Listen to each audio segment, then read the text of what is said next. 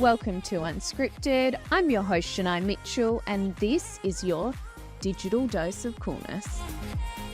Guys, welcome back to another episode. I have the beautiful Courtney of TXC Collective with us today, going to be talking about her journey in business as a female entrepreneur, I will say. Hype girl, kind of.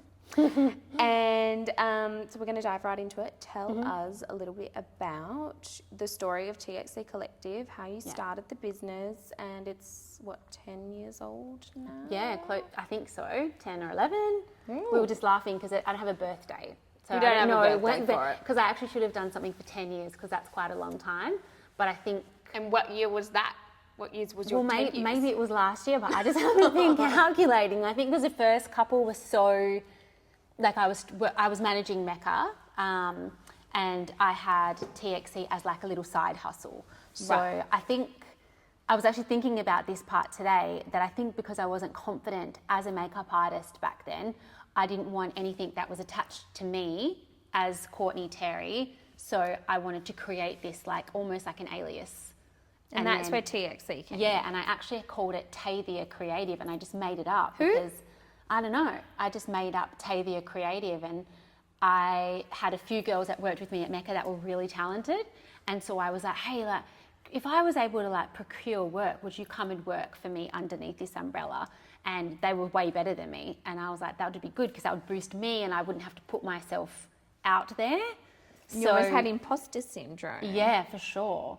And then they were like, yeah, totally. So I started as Tavia Creative, and then at some point, when I started getting a little bit busier and pulling back from Mecca, I wanted to rebrand to something that felt a little bit more serious. So I got like special website guides, and I had like a logo done, and I wanted to keep the T and the C because they're my initials in reverse. And so then I thought it would be like Tavia by Courtney. So that's the T and the C. So that T by C, but then I didn't realise that everybody would call it TXC. But in my mind, it was T by C. Ah. Yeah, and I didn't realise that everyone was like, just used that X as an X. And that's just what it is now. But I didn't know that it would read that way. I never knew that. I never knew that that was the name.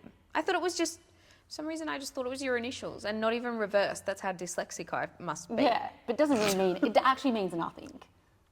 But it was just, I don't know, I just didn't want it to be like, it was part of me, but it wasn't me. Like you were like twice I didn't removed. want to be exposed. Yeah, I felt like that in my first year of business, or in like when I started branding myself. I really felt like I was like, am I gonna like back this 100%? No, I'll just back at 50. Yeah, and then I'll just hide maybe add another if little it's a flop. Yeah, and then I'll hide, and that's why I didn't have social media for so long for my business, because I was like, I don't want to. Scary. And then when you do go all in and back it, that's when the magic really happens, though. Well, what I've noticed is people prefer to promote and back a person as opposed to like an entity that is not anybody.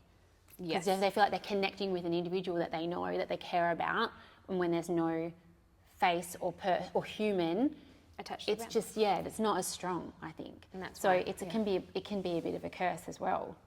But do you feel like that you are super the face of your brand? I have, as time has gone on and I've become a little bit more confident, I have stepped into that a little bit more, but I still feel super uncomfortable. But I think you do it so well. Oh. I want to see more of you. Well, you just feel a bit lame. I feel a bit lame sometimes, but even before, because obviously like I've done my hair and my makeup for this, and that doesn't happen that often. Did you film it? Well, I was taking some photos upstairs just before, and I was like, this is content that I can use. And sometimes, you know, as a makeup artist, you want to get as much content as possible. So we were talking about this earlier, how it's helpful to schedule content days, but you've got to approach somebody, get them to come in, liaise with them, talk to them for like 3 hours while you do the hair, makeup, style them. Sometimes it's easier if you can just do it on yourself and then just be done with it. Totally. Yeah, so it's helpful, but then you don't want it to just be like, picture of me, like it's just... But why? I want to see picture of you. I want to see a makeup tutorial filmed by you on your face. I want to see it all. I love the ones. It's easier to do it. I remember in COVID you did like quite a few of of your beautiful face and like filming it and like how-tos and stuff. Yeah, you just had to get creative, didn't you? I was doing stuff with rhinestones. I was like doing Victorian stuff. Because I think everyone was creatively stifled. Especially in the industries where you guys were deemed to be like non-essential, right? Is that what happened? Yeah. It's awful. We didn't get any work for like 3 months, but it actually helped because at that time I went down south. We've got a property in Willie Abrup, and there was a makeup artist working down there who is amazing, and her and I would catch up, and she was very big on colour and rhinestones, and that was her whole thing. And so I was very like inspired by her at that time, and she was a little bit older than me, so she was like a bit mentory. So that's cool. I was kind of into that at that time. Yes. So it was like kept me like in the loop in a way, where even though everybody was like shut down. Yes. Yeah. Oh goodness me, God. Okay, so back to your story. Tell me more. And then, so you worked at Mecca. Yep, I was at Mecca for 13 years. So I feel like I'm an OG. OG Mecca, before it was big. Yeah, it was tiny. And like when I would tell people where I worked, people would not, I'd be like, I work at this place called Mecca. It's like makeup and skincare, and everybody thought it was Mac. Like everybody. And then occasionally there might be someone from the western suburbs who like lived in Claremont Quarter basically, and they were like, oh yeah, I love Mecca.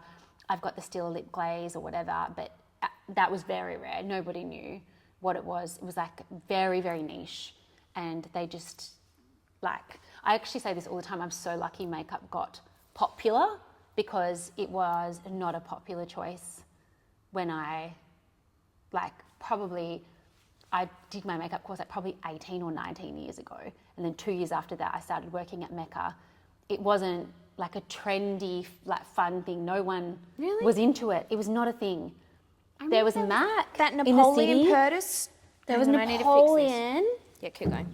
And there was like people were still going to like Estee Lauder and stuff, and like Lancome. Like it was. I was a Lancome juicy lip gloss girl, I ride or love die. the Juicy Tubes. Juicy Tubes. You know they've come back. Have they? Yeah, I they've saw come you back. post They're at about that Mecca. the other day. That's iconic.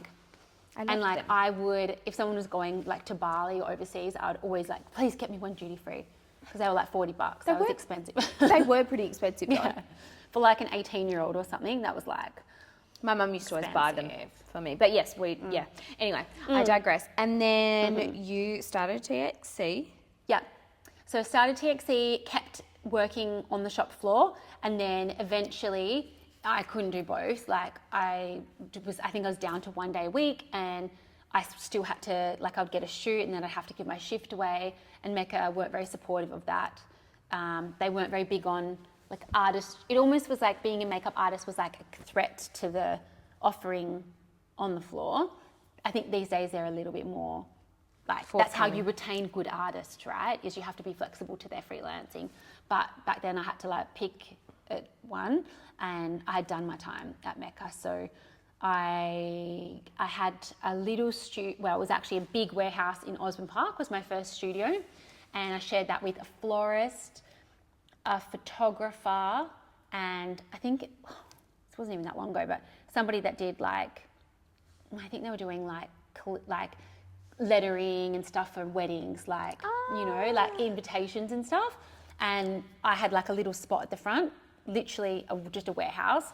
And then I moved to another space with Maria, a hairdresser, who came to my last studio. So we had like this spot in a really, really rundown building in West Perth, and there was like a donut kitchen underneath. And sometimes it was like the best day ever. We would get free donuts, and we were like, this studio is epic. And like they were all flavored, like just delicious, like Maltesers and stuff. But I had this rickety old staircase. It was like falling apart. We just had this one little room up there, and the two of us worked out of that. And so I still was doing TXC Collective, but it was very small. And then about 5 or 6 years ago, we moved into like our bigger space, which was the one on Hay Street. And then I think that probably helped me get a little bit more well known because we had like 3 hairdressers upstairs and then lots of makeup artists downstairs renting spaces, and we had like more people coming through the door, which was good for my brand, I think. It was like the first, this was what we were saying just before, it was like one of the first collab working space. Like everyone does it now where all the artists kind of rent chairs and stuff. And I feel like when you explained the concept to me, I couldn't really wrap my head around it back then, because it was just one of the first of its kind. Well, I felt like it was at the time, and I remember thinking like I didn't have anything to copy. Like I didn't have anything to model it off. Yeah. So that was really hard because it was like there were things that I had to overcome, like so we've got the hairdressers upstairs and they're servicing their clients, and then people would contact me. Whoops, I know I'm touching my microphone. People contact me asking, can I get my hair waved or whatever upstairs? And I would contact the girls and say, look, can someone do waves? But do I take a cut? Do I put money on top of what they're charging, but then the client's paying more and they could just go to that other person direct? So I was getting all these inquiries for services that I couldn't profit off constantly. And I didn't have a model, like a business model to be like, okay, this is how you do it. And so what was your business model at the very end? Like once you figured that out, what did it actually look like? What I wanted with that space was I just wanted an enjoyable co-working space. That was super chill. I just wanted to be like fun. I don't like working alone. And I guess that's almost part of the reason behind the collective is that if you're a makeup artist, you're always on the road.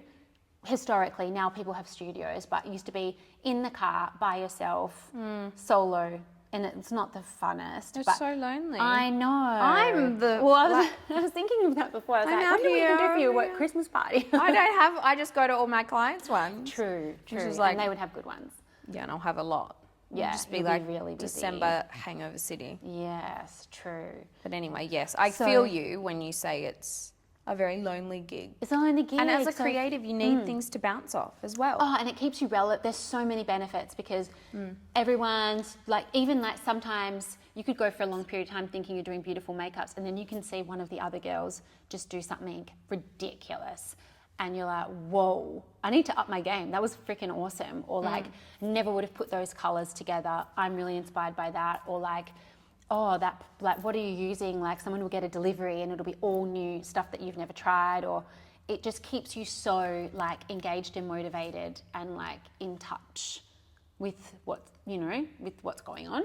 Yep. So I love co-working spaces for that reason. And I think it's definitely like the way forward. I think. Oh no, I'm all tangled. Too much jewelry. Too many things. Jewelry, hair, hands. Let me fix me too.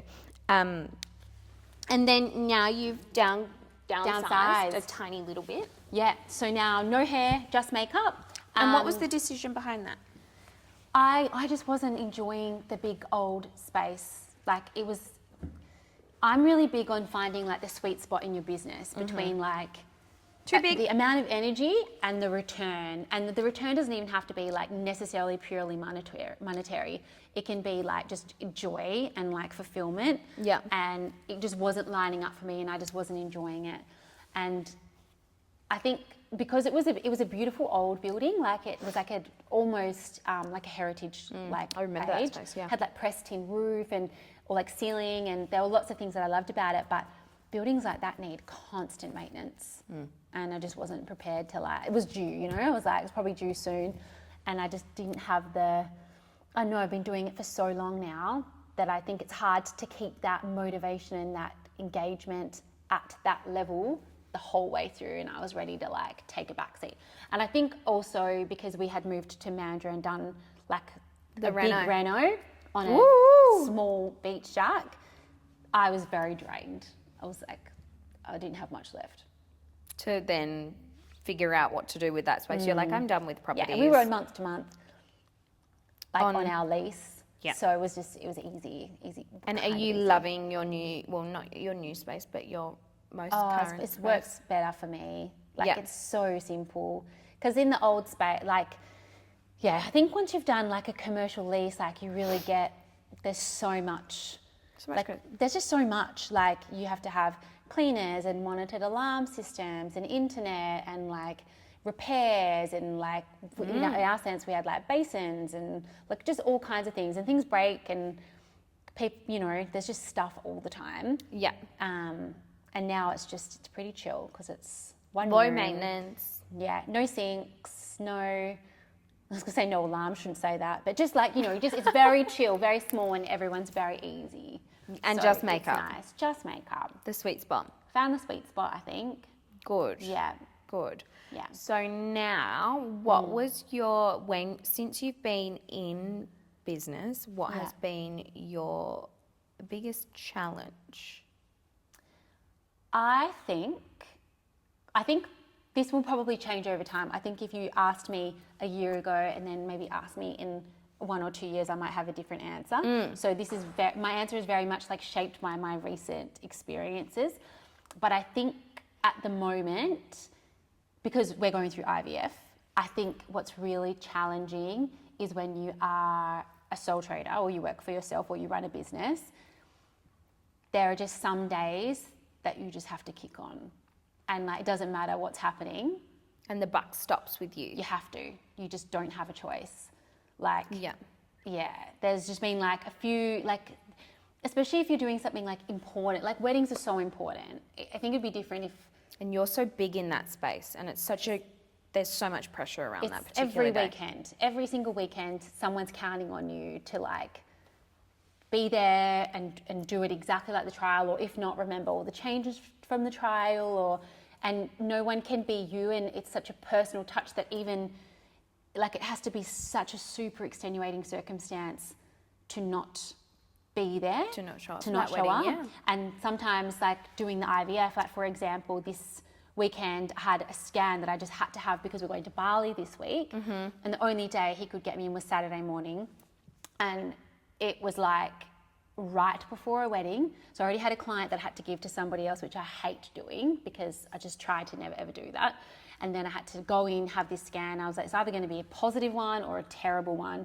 And then I have to go to this wedding. And that's just what you have to do. And you just had to show You up. just have to show up.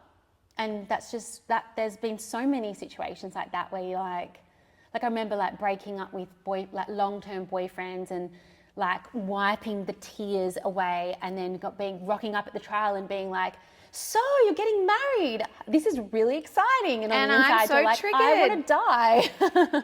Yeah. But you just have to. Like, and I've got friends that work in like government where they're just not feeling 100%. They don't It's show. a work from home day, and that's great. And you just can't, in our work, you just can't do that.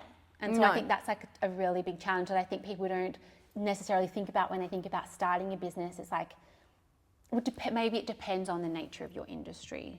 No, because I can really resonate with what you said. Like when I went through IVF, it was like we'd had Harlow, and then for some reason we weren't conceiving well, and I had obviously my social media clients that I was servicing, plus staying at home with Harlow full time.